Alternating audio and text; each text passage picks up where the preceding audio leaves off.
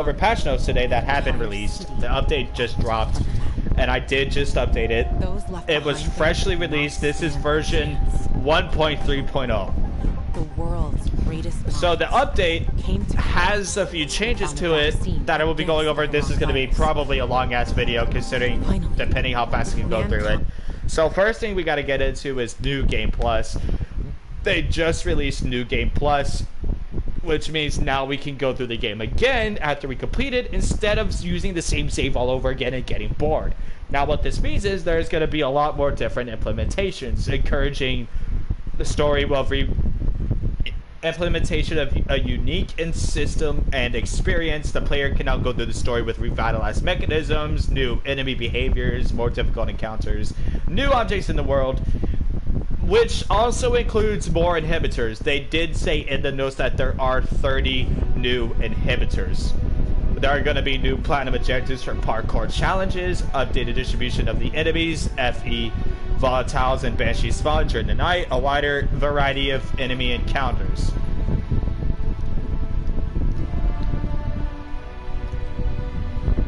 And what that also means is new legendary weapon tier has been added, gold encounters have been added, enemy difficulty scales with the player level, co-op updates. Let's get into the co-op side of things. Like I said before, like I told you guys in the last patch notes review, I barely play co-op.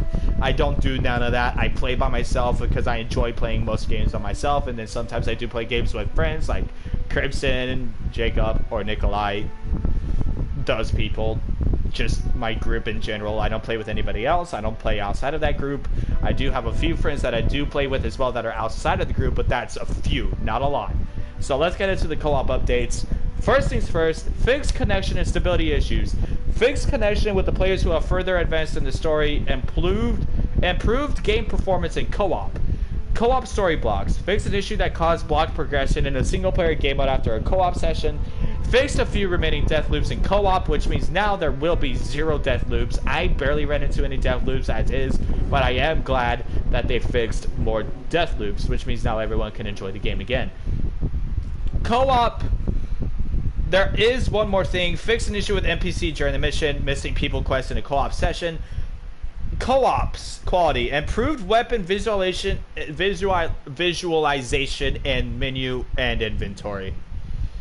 Improved handling of challenges requirements in co-op. Fixed random bandit respawns while players are still in the bandit camp. Fixed issues with players being unable to access inventory or map after dying.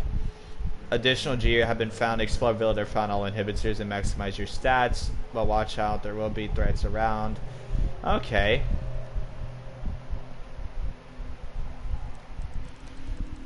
So right now I did load up, well, New Game Plus, obviously, and I did. So if I'm guessing correctly, if I go to my skills,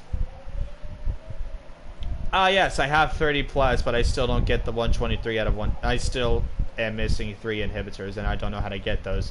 So from what I'm guessing, the New Game Plus inhibitors are a lot different, but it's okay. So as you can see here, there is a plus underneath, and now I get to get 30 plus inhibitors. So back to it. Fixed blocks, fixed issues, unable to access inventory after dying several times in co-op. Another thing being fixed block story progression with enemies nearby. Notification. Fixed are rare issues where players cannot move within a revive, which means now you shouldn't be stuck. You shouldn't be stuck in one place without being, well, you get the gist. You basically aren't stuck anymore with only one item. Another thing is fixes for far away peer respawn from the host and respawning in geometry. Fixed AI jitter in random cases, which is pretty cool, and I love that. Fixed, improved various animations in co-op, FE, crouching, throwing, using the bow, and more. Fixed sound duplication in co-op, which means now you shouldn't be hearing double the noises anymore. One thing is fixed display of incorrect icons on the map after co-op party, which means now you should have a clearer HUD and or item, etc., etc. Next up should be fixed rare cases of unresponsive quests.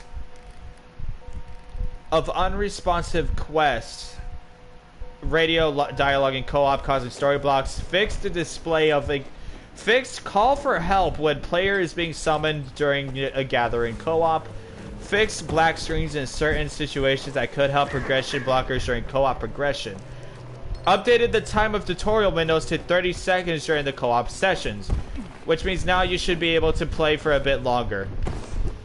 Fixed a bug that allows players to have multiple story quests active. Now the content updated. We're gonna get into content and gameplay, so buckle up because this is probably gonna be good. Well, this is gonna be good in my opinion. I believe. Next, mutated and infected. New quests added. Something big has been here, which includes special element goon variations, which means now we should be running into zombies with the title of goon. Gameplay updates. Let's get into the gameplay now. Enemies with bows are less annoying. Decreased damage output. This has been something that I hated the most because when I encountered an enemy with the bow, I mean, as easy it was to take him out, his damage output was unnecessarily too high. He could 3 to 5 shot you if you had, depending your health, and then most of the times he could literally just mess up your whole strategy. Next up is completed achievements are correctly awarded upon completion. This works for the achievement that were obtained before the update as well. And now the next thing is fix howlers and screamers to become invulnerable to damage, which was a bug, by the way. So which means every time you hit them, nothing would happen, and then they wouldn't even care. Next up is fix the possibility that to fast travel between map regions after completing various quests. Fixed a random AI bug of human encounters. Fixed infected invulnerability to arrows. Fixed a missing reward after bandit encounters. So now you should be having an award after you completed the bandit encounter that should pop up in your inventory, or after you loot it, of course. Which means now the bandits will actually drop weapons instead of you leaving away empty-handed. Fixed the virals patrol movement in the GRE facility, which means now the virals will scout the area instead of being dumb. Fixed grappling hook. The grappling hook was extremely nerfed in the last patch. And of course, I jinxed it, which was the funniest thing I honestly did, because I enjoyed that. And I still do to this day. I'm looking at you like you can't hide. Now, the grappling hook has been tweaked up a bit, which means now there is tweaked pull limitations. Longer swings will reset the vertical pull values. Pulls will have a bigger first value. Quest updates. Fixed a bug related to wall clipping during Let's Waltz quest. Fixed a bug of the player getting stuck after using an inhibitor or open inventory after obtaining an inhibitor of the marker in the Markers of Plague quest. Fixed the map display bug in the Only Way Out quest. Fixed the disappearance of Hakon into the Darkness quest after playing in co-op, and then they fixed Sophie's inaccessible position in the Raid quest. Now for the final set, the UI/technical update UX updates. Added FOV slider on PS5 and Xbox Series X. Sadly, if you're last gen, you won't be getting these. I bought, which is not. I guess it's okay. I don't understand why they wouldn't put it on PS4, but I think it has something to do with the system limitation or something. I don't know, but for those of you who have a next-gen console, you now have the ability to change your FOV, which means you can see the world a lot wider now. Improved UI texture optimization, which I'm pretty sure would mean now that things should load up a bit quicker than before, instead of later or slower. And next up is fixed issues related to switching between keyboard and controller, which means that it should be able to sense when you're swapping between the two. What's over here? Fixed quest display and journal. Now you should be able to see your quests a lot. You should be able to see your quests a lot neater than before, and or I guess, and I think what they're trying to go with is see the quests in a better way. Next up is fixed inhibitor pop-up message in... Actually, I think I already went... Yeah, I already went that one, sorry. Fixed tutorial window display. Now you should be able to see it a lot better than you have previously. Next up is fixed weapon durability display, quest tracking, inventory management on ASUS ROG Zephyrus Duo second display. Don't know what that means, but I guess it has something to do with how they see it. Next up is Aiden should no longer T-pose in the main... Wait, Aiden could T-pose in the main menu? Damn! That would have been a funny screenshot. Ah, I missed it. But yeah, Aiden should no longer T-pose in the main menu. Oh, I missed that. I didn't even get to see that. Oh well. But yeah, Aiden will no longer T-pose. He will be loaded in correctly. Now next up is fixed crashes related to launch the game in 5760 times 1080 resolution, which means now the game will actually be able to load in on a high resolution instead of immediately just crashing or failing to do so. Next up is fixed display of incorrect numbers on immunity bar, which means now you should be able to see how much inhibitors you actually have instead of seeing an incorrect number. Next up on the menu is minor changes to PC key binding, which means now there will be a few different things that would happen.